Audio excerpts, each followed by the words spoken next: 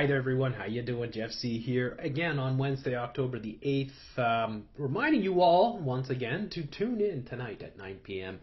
Eastern to Red Pill Revolution, where we will be doing it live, the Real Alternative Podcast, and we are hoping for a record audience tonight, so please join us and spread the word. Thanks. Now, this whole Ebola psyop is not just in the United States or Canada, it is right across the world, and one of the places that it has really been ratcheting up the tension, of course, has been Spain, having one of the other patients worldwide to be diagnosed outside of Africa with Ebola.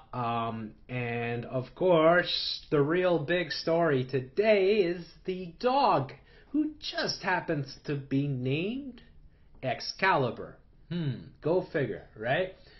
So they got people worked up. I mean, they know how to play people right around the world. I mean, they got the same corporate scumbag lying media that drives people into frenzies. So here's an example. Now I want to show you first one of the dog's owners trying to plead with people to save his dog.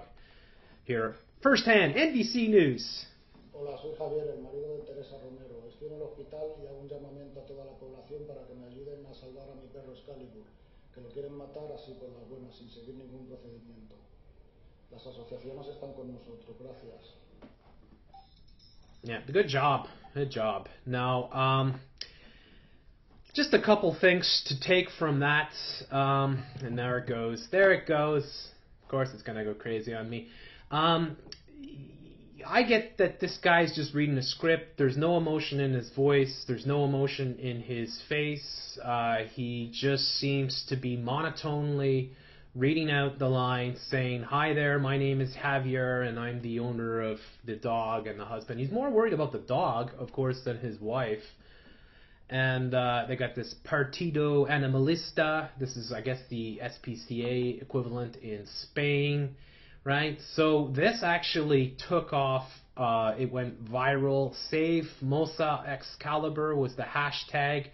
1/3 of a million people signed a petition for this thing, right?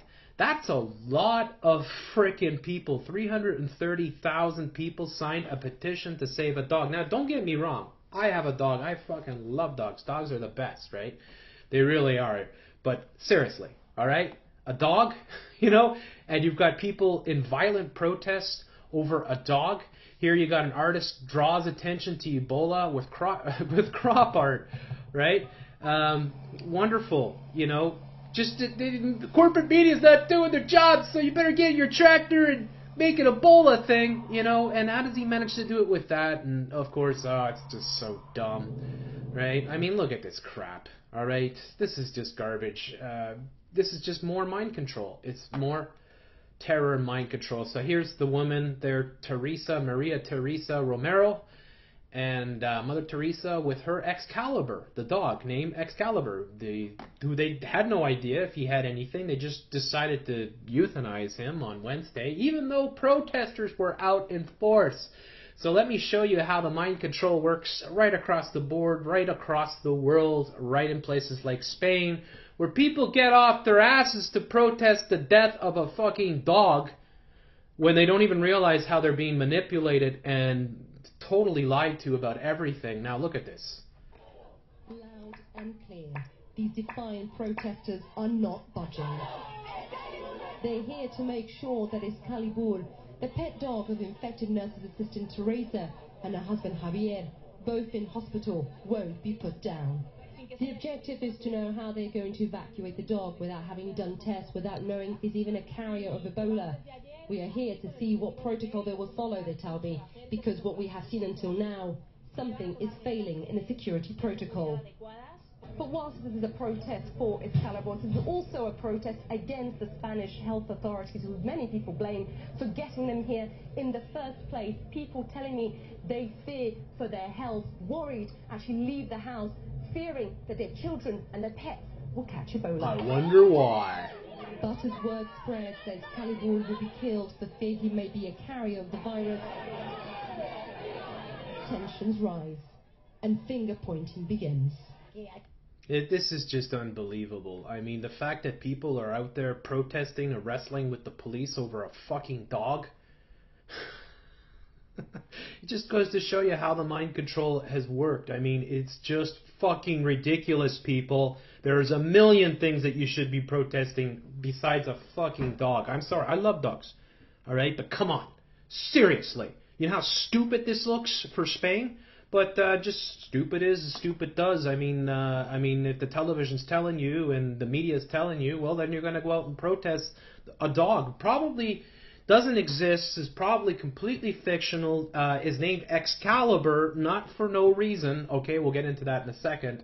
But there you are, making a fucking complete fools out of yourself, Spain, by showing up en masse to protest the euthanasia of a dog. Tensions rise, and finger-pointing begins. They shouldn't have given her a holiday straight away, tells me this woman. She should have stayed in observation. Instead, they let her free, having a normal life, so she can kill us whilst she waited at the Alcorcón hospital. Is that what they told you on the 6 o'clock news? Soon the scars of protest are marked further by anger and fear.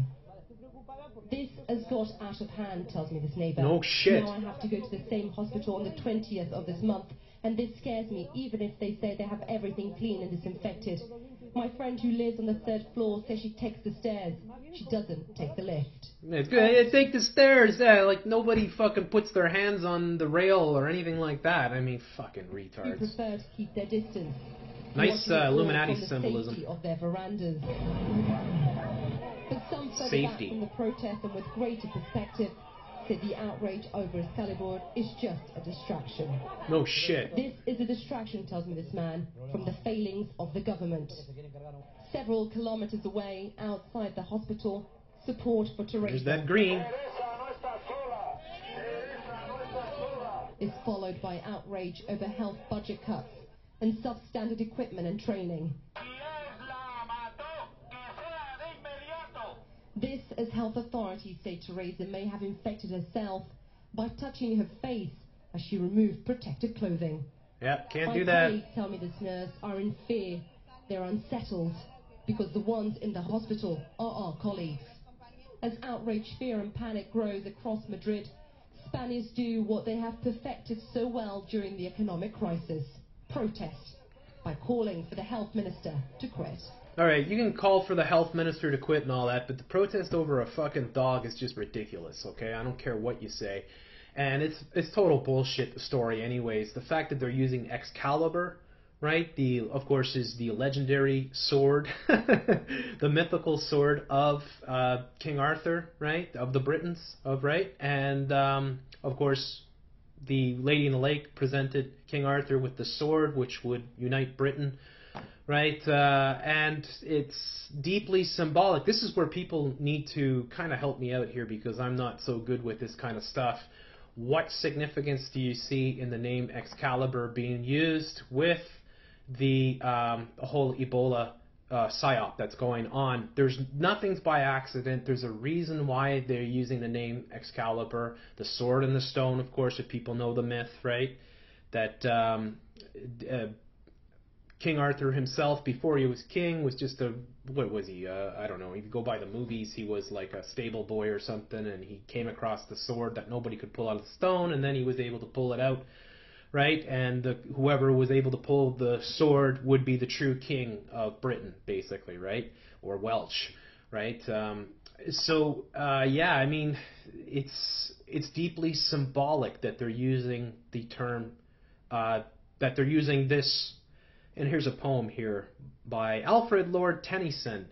There drew he forth the brand Excalibur, and o'er him, drawing it, the winter moon. The winter is coming, frozen. All the analogies that are being made to winter, of course, the fact that this Ebola outbreak is going to happen in conjunction with the flu season, all this, right?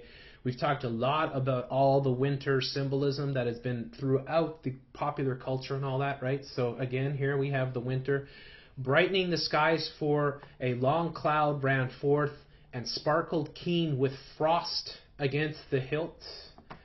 For all the half twinkled with diamond sparks, myriads of topaz lights and jacinth work of subtlest jewelry, right? It's all deeply symbolic to these monsters, That's why they're using the term Excalibur. There's no. I mean, who names their dog Excalibur? I mean, come on, seriously. You ever heard anybody name their dog Excalibur? No, a lot of people will, of course. They will. But this is just another story to drive the fear into the people. And of course, if you look, you see the green again right there. And then if you pull it down, there it is again. It's the same guy. The guy with 3 names and 1 shirt. Yeah, Thomas Eric Duncan. Yeah, that guy, right? Oh, what was he? He was the director of the Bank of America. And then he was also head of the, what was it? The Peace Corps. Right, yeah, I wonder how that happens. Well, there you go, folks. Just the latest PSYOP dealing with Ebola, this time via Spain, Madrid. Excalibur is gone. He's dead, according to them, but he probably never even existed. So thanks for listening.